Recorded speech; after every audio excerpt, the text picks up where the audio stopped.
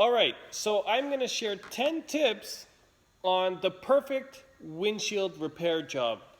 Now, these are things that I've learned over time, and these tips here are, for the most part, something that is extremely valuable for you to know, because I've been around the block for a while now in this business, and I've seen a lot of glass companies do stone chip repairs, and a lot of them aren't using the 10 tips that I'm going to tell you today.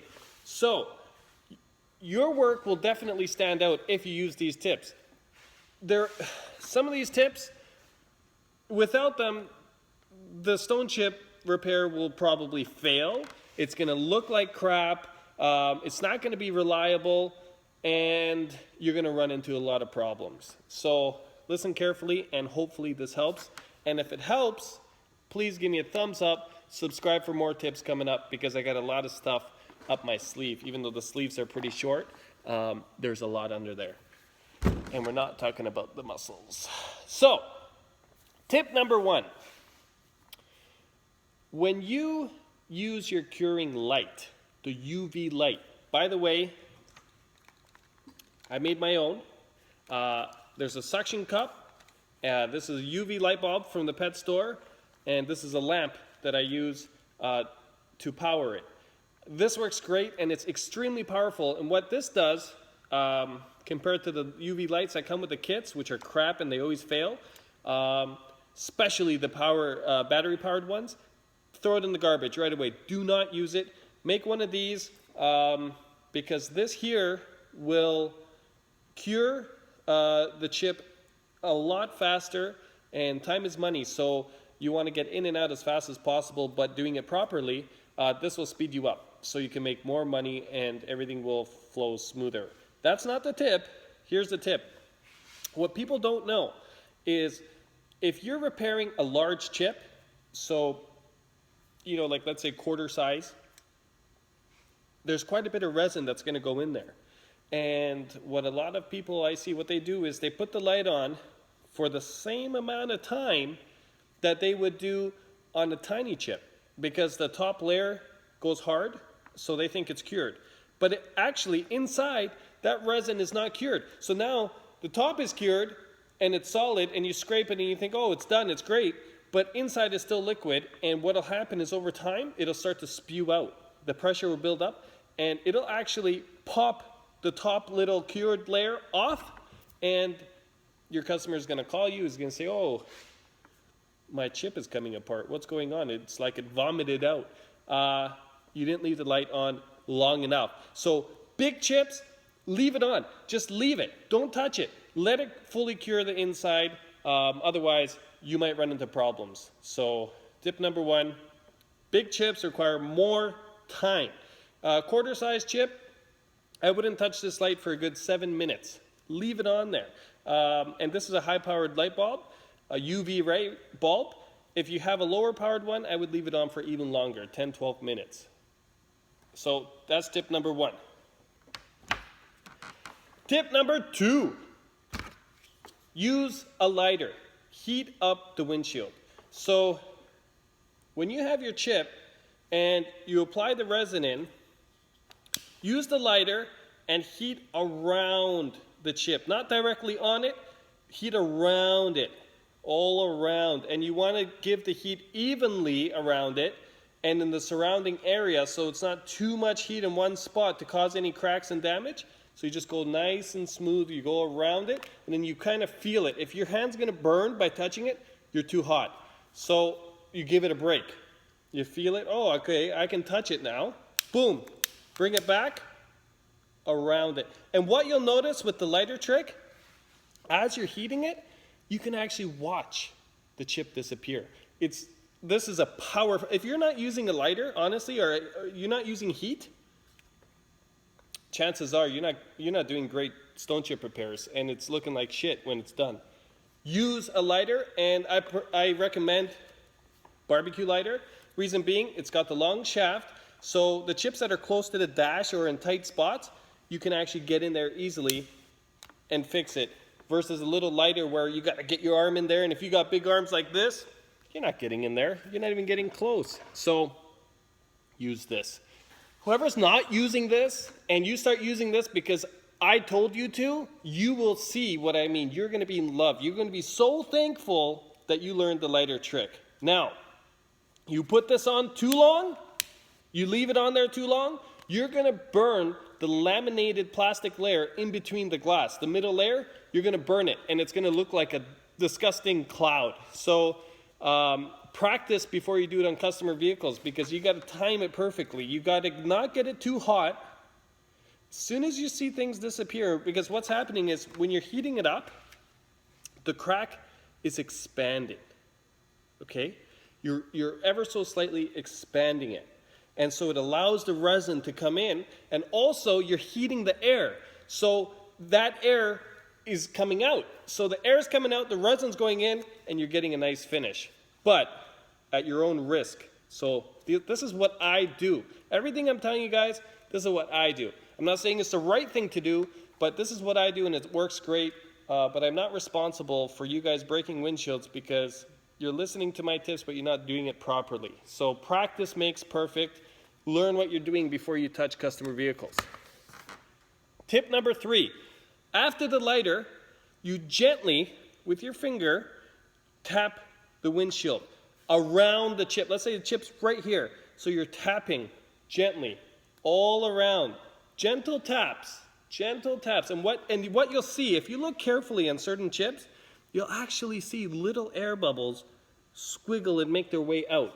They're just like little squiggly air bubbles making their way out to freedom. And what'll happen is the air comes out, the resin goes in, you're tapping the little stuck air bubbles and you're releasing them. So that's tip number 3. Tap the windshield. Every time, apply the heat, tap it. You might not see an air bubble, but when you tap it, all of a sudden, your chip starts to disappear in places where you didn't think it was going to disappear because there was air blocking the resin to get in at that spot. But as soon as you tap that air out, the resin gets in and it disappears. So, and not only disappearing, but you have a properly filled chip that's not going to spread in the future because it's filled properly. You tap too much or too hard, you're going to crack it. So once again, practice makes perfect. You got to know the exact pressure of tapping, how much to tap, which ones to tap harder or softer, and you'll love it. So practice makes perfect. Tip number 4. Do not cheap out and start this business with one stone chip repair kit. Don't do it. What are you doing? You want to start a business with one kit? You've ordered one kit? You take this business seriously and you just ordered one kit. Oh, I'm going to spend $600. I'm going to order one kit. I'm going to start making money. No. 2. You're going to order 2 kits and you're going to start with 2 kits because now you're accountable. Now you've invested more money and you're more determined to make that money back plus more. You're going to order 2 kits because if anything breaks, and shit breaks all the time, or battery's dead, something is messed up, you have a backup with you. You're not stuck in the middle of a job and the customer's like, what's going on? And you're just like, well, I'm completely stuck because this is broken and I have nothing to fix it. 2, now you have a backup. Every chip is guaranteed to have the tools to get the job done because you have 2 of everything. And trust me, shit breaks. You'll break a gasket. You'll lose something. You'll forget it on a vehicle and you'll just drive away to the next job and you get there and you're like, where's that tool? Oh, I left it. Oh, how am I going to do this now when the 4 other appointments I have right after? Well, guess what? You have a backup kit, so you can get that done, and you can go back and get your tool or order another one. So 2 kits. Trust me, 2 kits. You have to have a backup if you want to be a serious business person, and if you want to make serious money. Failure is not an option, so don't set yourself up to fail. 2 kits. Guaranteed to not have tools issue if you have 2 kits. And that includes the light thing that I showed you, the UV lamp. Not 1, but 2, and make sure you got spare bulbs with you in case it breaks or it doesn't work. you'll be stuck. If it's nighttime, if it's cloudy, this stuff only cures with UV rays, so you need that light. All right, tip number 5. This is one that I've personally seen with my own 2 eyes, a lot of companies not doing, and I can't believe it. How do you get a proper stone chip repair without doing this, and how do you make it look right? You want to know what it is? All right, I will tell you. Actually, I will show you. This is a Dremel. Okay? Do not do a stone chip repair without using a Dremel with the glass bit to properly start your stone chip repair. Drill it every time, every chip, every single time. Do not just throw the bridge on and start throwing the resin in. Drill it first. Reason why? 1, you're getting all the debris out. There's little chunks of metal that might be loose. When you drill it and you make yourself a nice clean access point, you're getting rid of the loose debris, and you're setting yourself up for success, and you're making access to those cracks. Without the drill, you're doing a half-assed job on a chip. Every single time, you must drill it, and you must drill it properly. And I can make another video on proper drilling for each chip. So stay tuned, subscribe, because I will make that video. But just remember, every chip, drill it first. Number 1 step, drill it out properly to set that chip for the repair. Every time. And I see companies not doing this, and I have to walk away sometimes because I don't understand why you would not want to do it properly. Anyway, gets me worked up, so we're going to move to number 6. Number 6, make sure you order spare gaskets. So here's an example of a gasket. This one here goes on the bridge. So this one here goes right here. Now, sometimes these things will fall out and you'll lose them, or they'll have a little crack, so you won't have a seal properly. So you go to put this on this chip, and you got it on there, and you start putting the resin in, and then you compress the resin down, and you start seeing it spewing out. Well, you don't have proper compression. So have spare gaskets with you. There's multiple gaskets. There's the one here. There's the one that goes on the other piece. Stay. I will be back. I'm just getting the piece. Hang on. I'm coming. Okay. See that red gasket? Right here. So there's these. You have to order those. You have to have spare gaskets with these. Go all the time because this goes in here. And you know what's in here? Metal. So it's great. You're putting that in there, and you're not putting it in like dead perfect every time. I mean, you're going in a little higher, a little low, and you're scratching it, and you're damaging it each time. And eventually it's going to rip, or it's going to be damaged enough where you're not getting a perfect seal. You don't want that. You're ruining everything by not having perfect setup. So have your gaskets. They're really cheap, but have them with you and change them often. Do not be lazy. Do not cheap out. Be responsible and make sure that your things are perfect all the time, because that's how you get the perfect stone chip repair. You should see the compliments I get. I'm not trying to brag here. I'm trying to teach you guys that there's a big difference between just doing the job and making some money and like really blowing people away. They look at it and they're like, are you serious? Where did it go? Like, what's going? Wow, thank you very much. And another little thing, you get tipped like crazy. Trust me. Like tips all the time. People are just like, I can't take this. Please go get yourself lunch. And I'm like, thank you, but no thank you. But the thought is what matters. And you just made that person's day. You have to have your setup proper, because if you have leaky gaskets, you're not going to get proper compression. So you're not going to know where to stop. And you're going to have shit leaking, which is just going to screw everything up. So it's something that you may not think about, but that's tip number 6, and it's really important. Gaskets with you. Tip number 7. This is a very important tip, and this is something that you can never forget. You may not like this, but you need to listen to this one. Do not ever use the blade. See how shitty this one looks? Do not ever use one of these twice. Because when they get like this, it's going to scratch the windshield. So you go to scrape the top layer, you're going to scratch the windshield. And now you're done.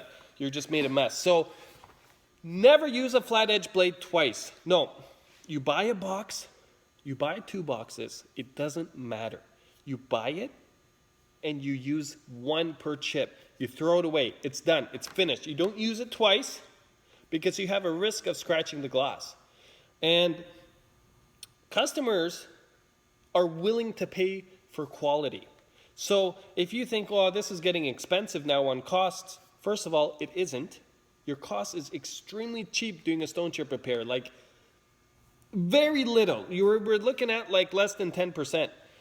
So don't cheap out. Don't bring that even lower. We're already low for cost. Don't bring it lower. New blade every time.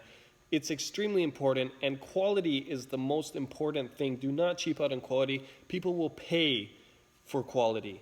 So do it properly. Don't scratch people's windshields. Do not scratch customers' windshields because you want to reuse a blade. You might get away with it, but you're not going to get away with it forever. Eventually, you're going to scratch something, and you're going to regret it. So new blade every single time. Tip number 8. Make sure the windshield temperature is even throughout. So somebody comes to you in wintertime and their windshield's freezing cold. Don't start repairing this thing and put your lighter on it and crack the shit out of their windshield. No, you got to heat it up. You might have to go in there and throw the defrost on high and make sure the whole windshield's nice and even temperature throughout. But make sure it's even and it's not too cold and it's not too hot. If someone comes on a hot summer day and wants a stone chip repair, no, cool it down. Get it to a nice, even temperature that's safe to work with, and then start. A lot of people don't think of this, and they'll just start on it, and you might get away with it, but you're risking cracking their windshield. And do not, under any circumstances, put risks in that don't need to be there because you're just lazy and you don't want to follow the proper procedures to doing something right. So, tip number 8.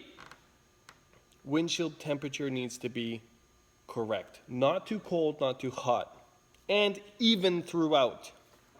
And there's a lot of ways you can make that happen. The defrost, you can put a heat gun from far away on an even surface. You can bring it into a heated garage. You just got to make sure you do what needs to be done to make sure that it's done properly. And you'll be thankful when you never break a windshield because of that reason. Tip number 9. This is important because it's not something that you really think about, but it'll be helpful. Tip number 9, educate customers. So some customers think that a stone chip repair means that it's completely going to disappear every time. But certain chips won't completely disappear based on multiple factors. One, how long it's been in there. So if that chip's been there for years and they come to you to fix it, there's tons of dirt and debris that's been in there, shaking around in the wind, vibrating around, scratching the walls inside, and it doesn't matter how perfect your repair is, that will always reflect, and so you'll always see something there. Although it's filled and it's never going to turn into a crack, you're going to see something there. So you want to educate the customer that the purpose of this repair is that this stone chip does not turn into a crack and does not require then for you to have to replace this windshield. This is to prevent this stone chip to spread. That is the purpose. Now, will it look better when it's completed? Yes. Will it look completely disappeared? It depends on the chip, how long it's been there, what kind of stone chip it is.